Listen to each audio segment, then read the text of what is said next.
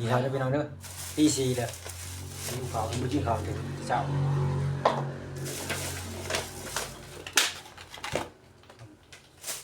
ข้าวหมู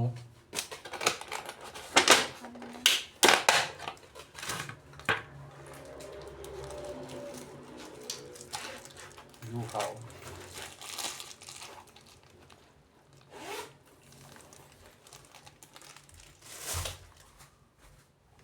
เดี๋ยวเลยวิ่งเลย เนี่ย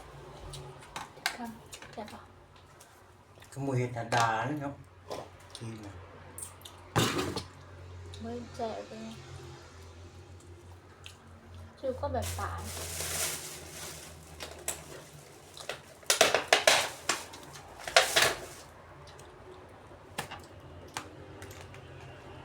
การดอง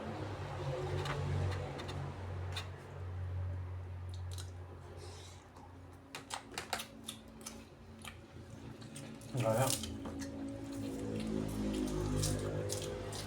ลำปาง gì mua gạo chơi gì à mà lạ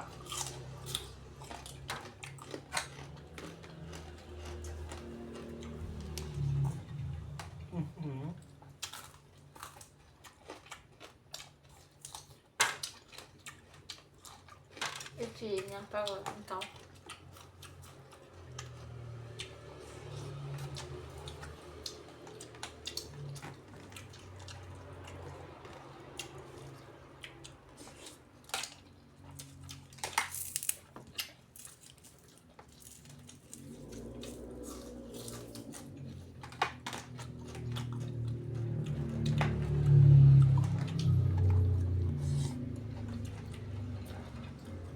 เขาแค่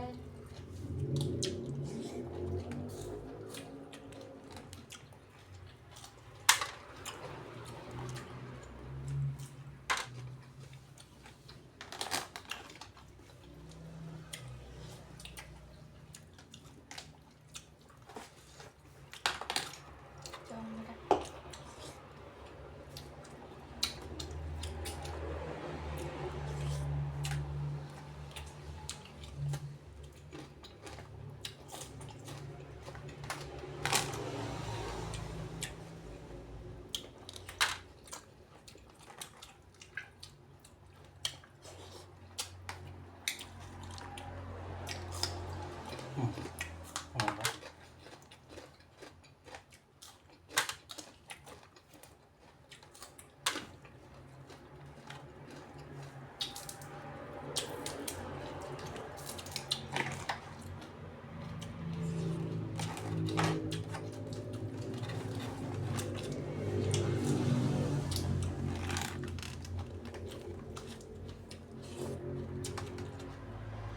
cũng còn ăn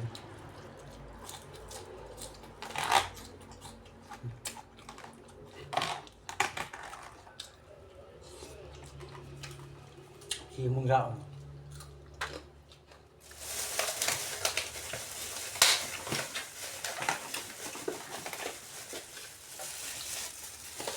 khi mua rong còn mi thịt còn trăm nên ra cũng buồn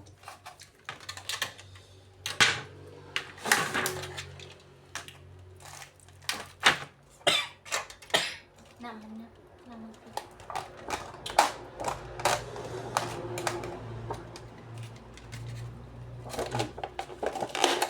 ไล่ดูไป nhiều khẩu nhau đấy chỉ mua sao kín đây mình làm gì nè น้ำก็ต้องคืนมาจนเขาเอง cái tí cái bơ trái nặng cái tí cái bơ trái nặng ก็เป็นเลย bên đấy cái bơ trái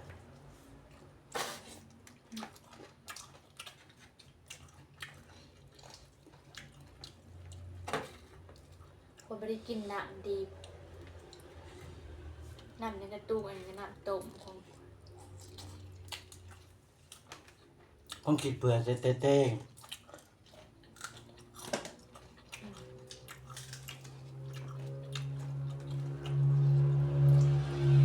พัวด้วยล่ะ เอ้ยแบบพัวอยู่นั่นคือแต่เก่า อืมพัวมากด้วยล่ะรู้จักกับพัวมากมือเลย ตรงมากก็ขึ้นน้ำมันก้อนมันก็เย็น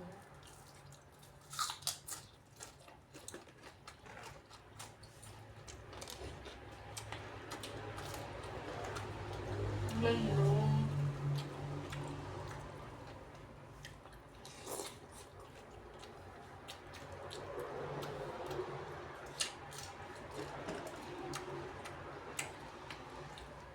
มันก็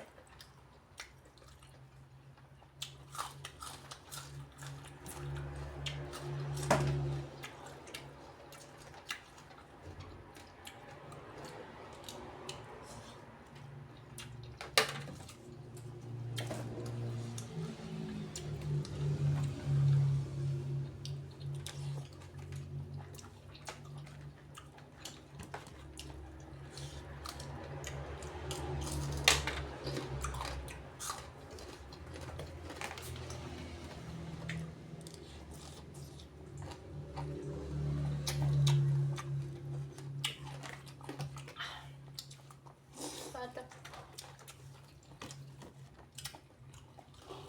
น้ำชงเลยเผ็ด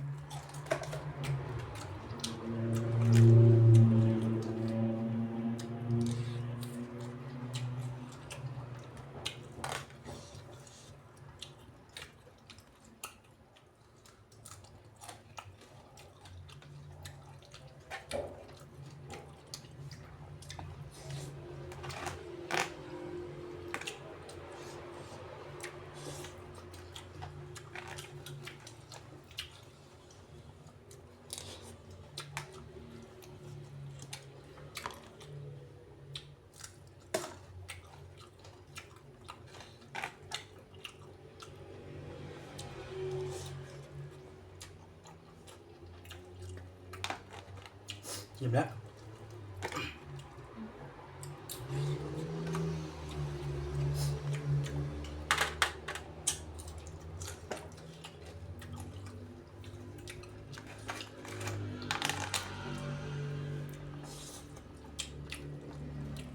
เบียร์ประมาณ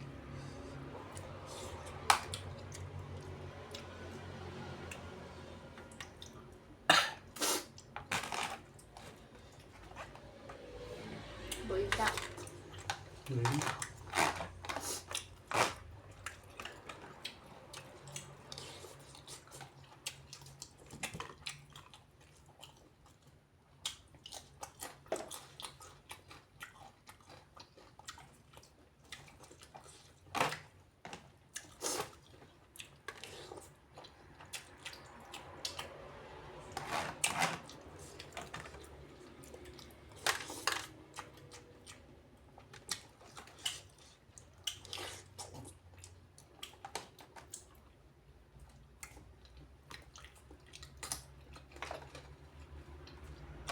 คือพอซื้อกุ้งตอนนั้นโล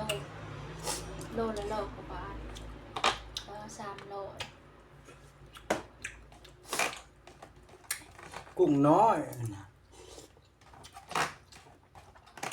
ก่อนกินก่อนไปแกะยินเลยพี่น้อง